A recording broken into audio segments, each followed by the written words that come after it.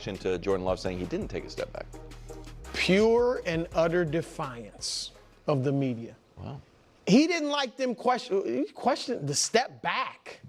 He knows he took a step back. Okay, thank you. Because, yeah, they won more games last year, but they went out earlier in the playoffs. Now, they did lose to the Eagles, but still, the year before, they had smashed Dallas in Dallas. That was an upset.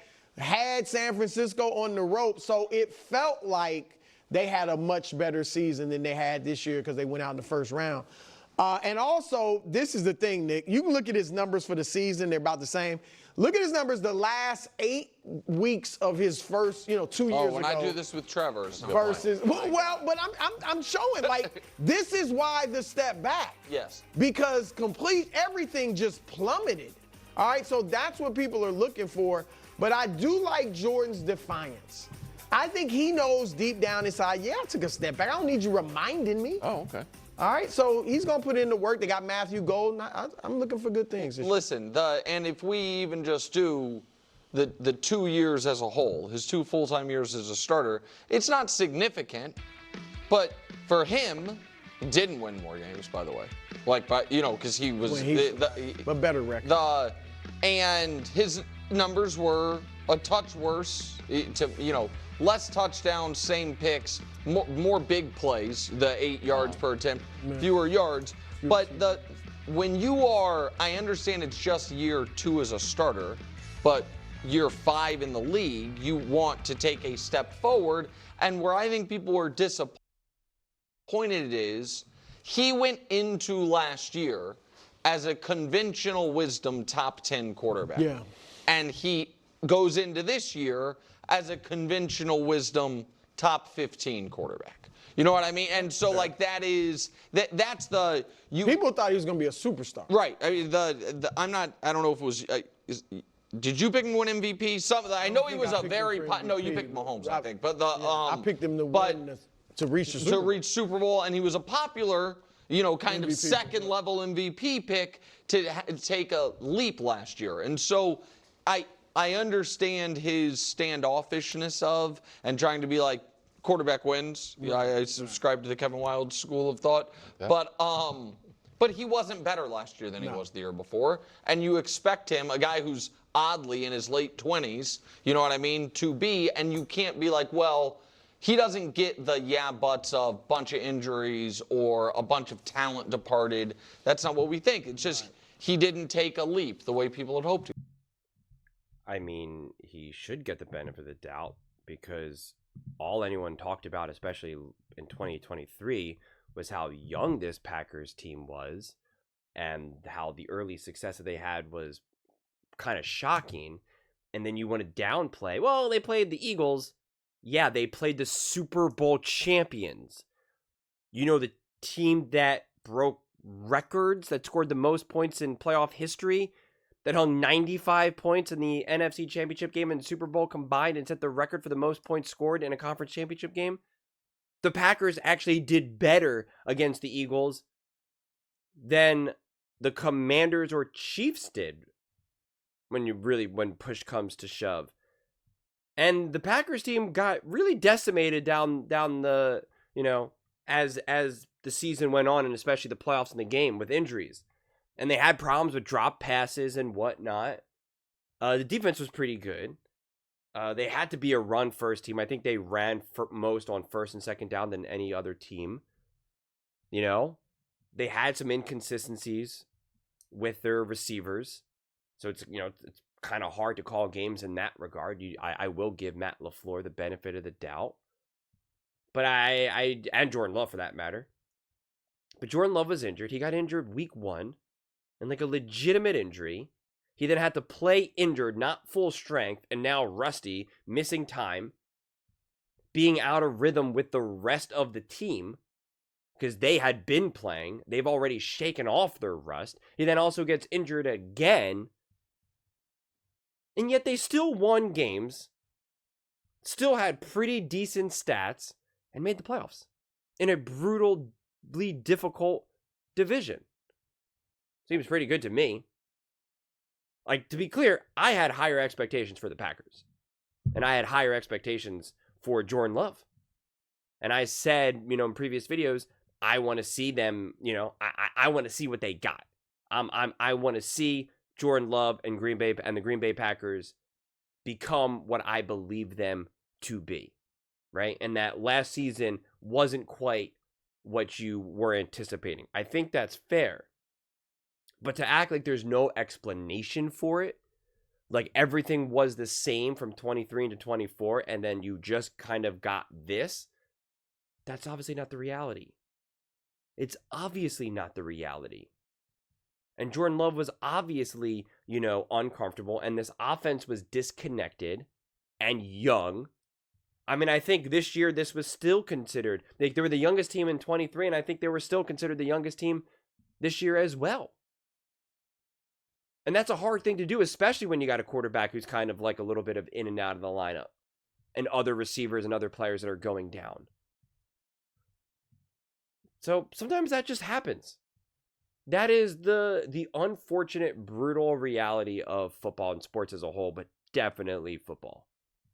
That seasons can be derailed very quickly, very easily, and you don't need someone like the level of a Patrick Mahomes to break a bone and be out for the season. Like, it's very easy for people to say, okay, the season's ruined when like Patrick Mahomes, Josh Allen, Lamar Jackson, or whatever, any real true starting quarterback goes down and they're out for the season. Then everyone's comfortable being like, oh, okay, it's over. But nobody ever really knows how to make sense of it when you lose your running back, when you lose your wide receiver, when you have a wide receiver who's gone for like 5 of the games.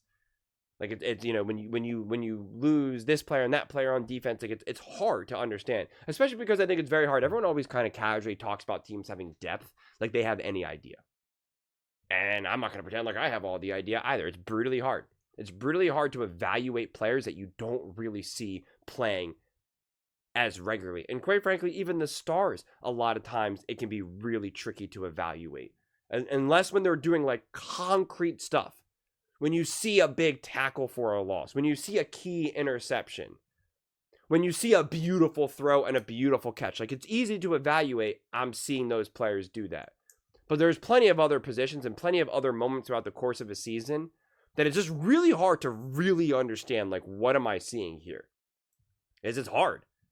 And if you could just casually do it watching games at home, like, again, man, then you should be a multi-millionaire either with sports betting, or you should be employed by pretty much any team. Like, it's brutal. You got people whose full-time job it is to just like dedicate themselves to just evaluating like one team, one position, like 3 or 4 players. And like that's all they're focused on, and they're trying to figure it out.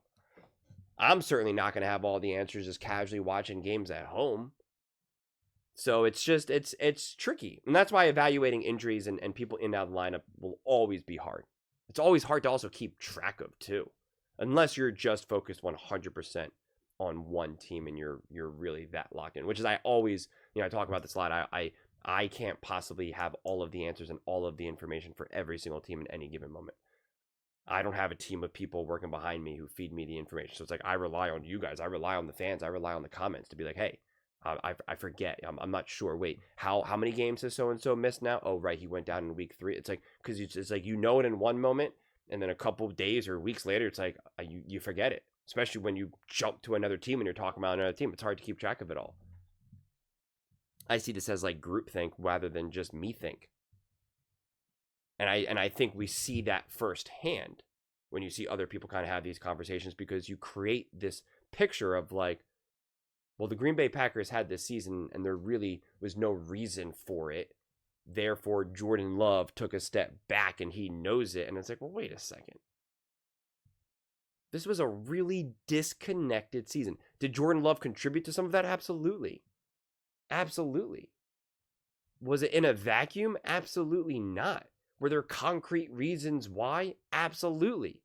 Was it so wildly impressive that considering all the circumstances before you, leading the league in drops, injured quarterback, players kind of in and out of the lineup, and yet a brutal division, and yet they still found themselves in the playoffs? And quite frankly, a winnable playoff game might be a slightly a bridge too far, but like the game could have gone differently. The Eagles were obviously the better team and clearly deserved to win that game, but like it could have gone a little differently. It's not hard to imagine that if the Packers were actually healthy, that game could have been even closer. I think even the biggest Eagles fan could admit that. It doesn't take away anything from the Philadelphia Eagles, clearly. But like again, they had to play the Philadelphia Eagles. What if they played the Bucks or the Lions, even the Commanders? I don't know, any team but the team that literally won the Super Bowl. Is it possible that things could have been different? Is it possible that they were actually fully healthy? Because at this point, and that's what I was saying, I don't even remember right now exactly who went down. I mean, I know they pretty much had no one by the end of that game. I mean, it was just like you're throwing to no one, and you got no one on defense, no one on out. I mean, like, it really collapsed from under them. And, yet it was not the worst thing out there. I mean, Jordan Love being injured and playing less games than everyone above him was still top 10 in touchdowns. He played less games, and even these games are a little bit misleading because he played and he was still banged up. I think when he came back against the Minnesota Vikings that first half, I remember watching it, and I was just like, bro, does not look healthy. Then I think the second half he was finally able to get comfortable, but it was really kind of like, oh my God, did they rush him back? So like, again, even just the number of games is misleading. So at 25 touchdowns and 11 interceptions. Again, Patrick Mahomes had 26 touchdowns and 11 interceptions.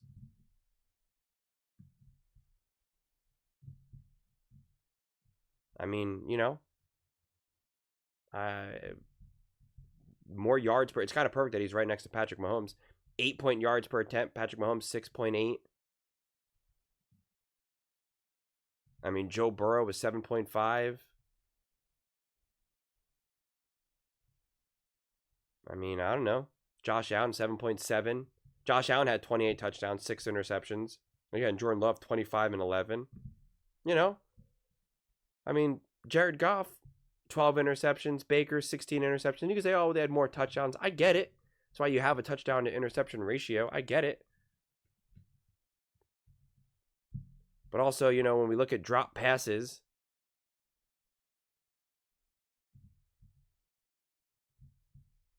.24, and that was with him missing games. His drop percentage, top 7, and we can't, Trevor Lawrence didn't play, Andy Dalton, those are a little bit harder, so we should really get rid of those. Let me make it where it's more majority of it. He was top 3. All I did was remove the players that didn't play enough snaps or have enough dropbacks technically. I mean, that's, kind of a big deal. I don't know. I mean, listen, he could have played better, undeniably. I was hoping for a better season. I was one of the people that said that I thought CJ Stroud and Jordan Love would be MVP candidates. I was wrong. I'm okay with that. Although I believe that both circumstances could be explained very concretely. It's not a shock that both of them had messy teams and were dealing with injuries throughout the entire season, literally since week 1.